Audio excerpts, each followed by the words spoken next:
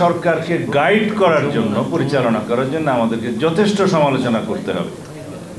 এমনকি আমাদেরকে সড়কে আন্দোলনও করতে হতে পারে সরকারকে সঠিক রাস্তায় নিয়ে আসার জন্য। নির্বাচন যদি বিলম্বিত হয়, সেই সময়গুলো আপনারা কেন বিলম্বিত করবেন সেই যৌক্তিকতা জনগণের সামনে তুলে ধরতে হবে। প্রশ্ন হচ্ছে যে আমরা সামনের দিনে কি কি সংস্কার চাই, কিভাবে নির্বাচন চাই, কখন নির্বাচন চাই ইত্যাদি। প্রশ্ন হচ্ছে এই সরকারের সফলতা, ব্যর্থতা, সিদ্ধান্ত এবং সিদ্ধান্তহীনতা, এগুলো এখনকার প্রশ্ন। আমরা যদি এই সরকারকে সফল হতে দিতে চাই, তাহলে সরকারকে গাইড করার জন্য, পরিচালনা করার জন্য আমাদেরকে যথেষ্ট সমালোচনা করতে হবে। এমনকি আমাদেরকে সড়কে আন্দোলনও করতে হতে পারে সরকারকে সঠিক রাস্তায় নিয়ে আসার জন্য। সরকার মাত্রই সিদ্ধান্তের মধ্যে ভুল করতে পারে, সেটা সকল সরকারের ক্ষেত্রেই প্রযোজ্য। এখন ইন্টারিম গভর্নমেন্ট যে সকল সিদ্ধান্ত নির্ভুলভাবে নেবে, এটা তো সঠিক নয়। ভুল তাদেরও হতে পারে, কিন্তু সেটা সঠিকভাবে পরিচালনা করার দায়িত্ব এদেশের সাংবাদিক সমাজের যেমন আছে, রাজনৈতিক গণতান্ত্রিক শক্তিগুলোরও, সামাজিক শক্তিগুলোরও তেমন ভূমিকা আছে।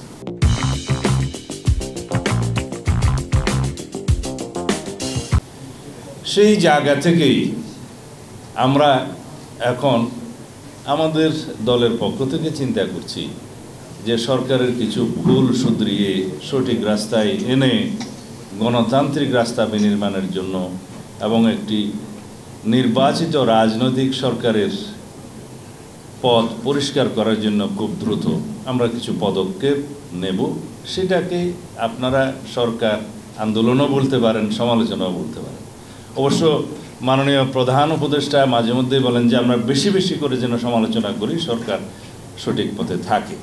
এই সরকারের একটি সঠিক গুণ আছে, তা হচ্ছে সরকার মাঝে মধ্যে ভুল সিদ্ধান্ত নিলেও সমালোচনার মুখে সেই ভুলগুলো শুধরায়, গু ধরে বসে থাকে না।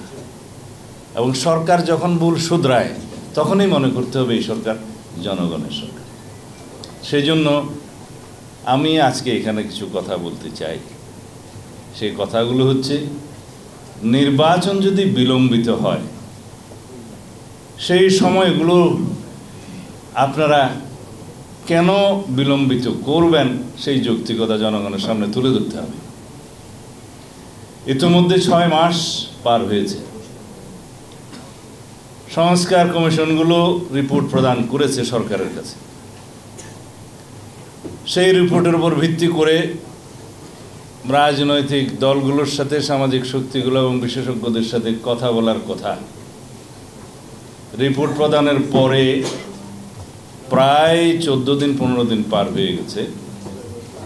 সেই উদ্যোগ অবশ্য এখনো দেখা যায়নি। আমি আশা করি খুব শীঘ্রই আপনারা যেই সমস্ত বিষয়গুলো রাজনৈতিক দল এবং বিশেষজ্ঞজন এবং সামাজিক শক্তিসমূহ ঐক্যমত পোষণ করতে পারে, সেগুলো আগে চিহ্নিত করুন সংস্কারের মধ্যে। সংস্কার কমিশন রিপোর্টগুলো অত্যন্ত সুন্দর বুঝলাম, কিন্তু সকল বিষয়গুলো কি ওখানে এসছে? অবশ্যই না। আবার কিছু বিষয় কি অতিরিক্ত এসছে? অবশ্যই হ্যাঁ।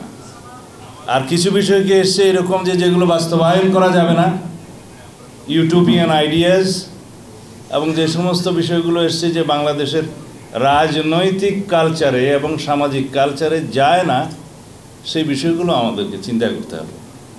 কারণ যারা আপনারা সংস্কার কমিশনে বসছেন, আপনারাও ইনসান, মানুষ।